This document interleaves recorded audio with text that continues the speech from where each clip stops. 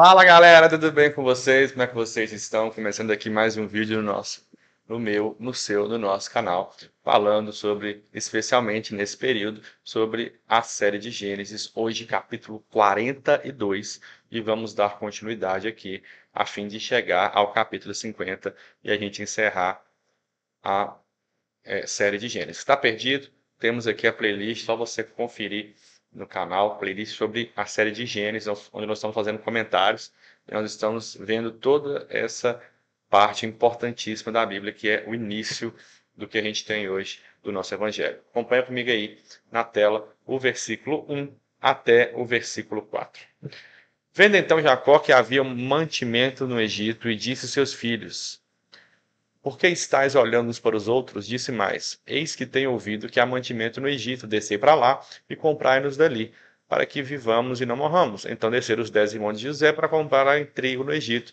A Benjamim, porém, irmão de José, não enviou Jacó com seus irmãos, porque dizia para que não lhe suceda porventura algum desastre. Pessoal, né? Vamos lá. Vídeo anterior, José interpreta o sonho do faraó. 7 anos de bonança, 7 anos de escassez, beleza?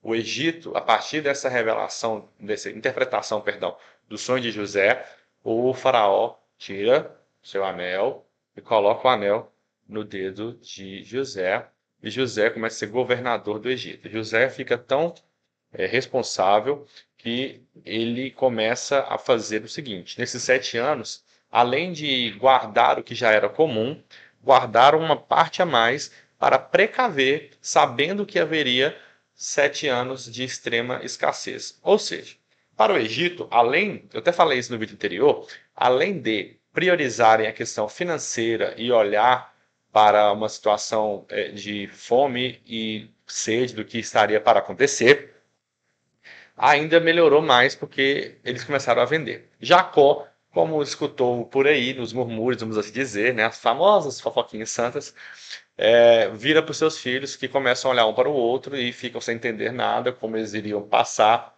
e manda eles descerem até o Egito e comprarem comida. Percebe que Jacó manda 10 filhos. Por que 10? Primeiro, um para ele estava morto, que era José. E Benjamim era a sequência de José, por assim dizer, né? Vamos pensar assim como num reinado de um rei, ok? Ele tem o rei e tem o príncipe, ou seja, Benjamim foi o sucessor de José para o coração de Jacó. Então, a própria palavra fala ali no verso 4 que a gente leu, para não que suceda nenhum desastre, ou seja, para que não haja nenhum problema, para que nenhum filho meu mais seja morto, né? Morto. Não vai Benjamim. E até aí, beleza. Chega o tempo, lá para o verso 7, mais ou menos até o 20, José vê seus irmãos e reconhece seus irmãos. Vamos tentar entender. Você foi jogado num poço, num buraco, você foi vendido, depois você trabalhou, você foi falsamente acusado, se tornou prisioneiro, trabalhou na prisão, interpretou 2 sonhos, os dois foram reais, os dois aconteceram da forma como ele dissera. O rei sonha, ele interpreta o sonho e está lá. Tudo aquilo aconteceu porque os irmãos dele fizeram tal coisa.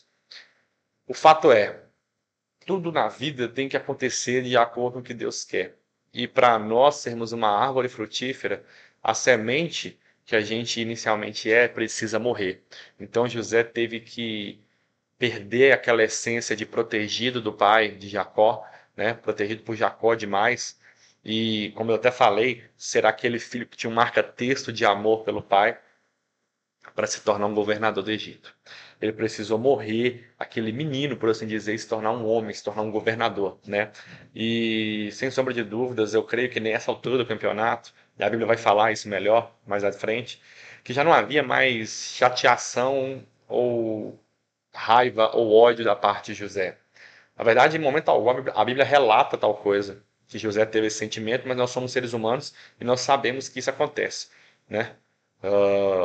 Ou num trauma ou algo do gênero. Mas a palavra fala que, como a gente viu, ele reconhece os irmãos e o coração fica já apertado.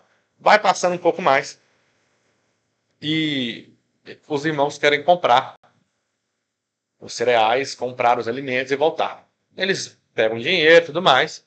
E chega um momento que eles conversam, preste bem atenção, eles conversam na língua deles, né? Num contexto aqui onde eu vou chutar o nome da língua, ok? Porque eu não sei ao certo, mas nós vamos entender que há duas línguas diferentes, especialmente por acontecer da Torre de Babel, que foi a separação de línguas, onde nós já vimos também aqui, tá aí na série de Gênesis. Mas vamos lá, né?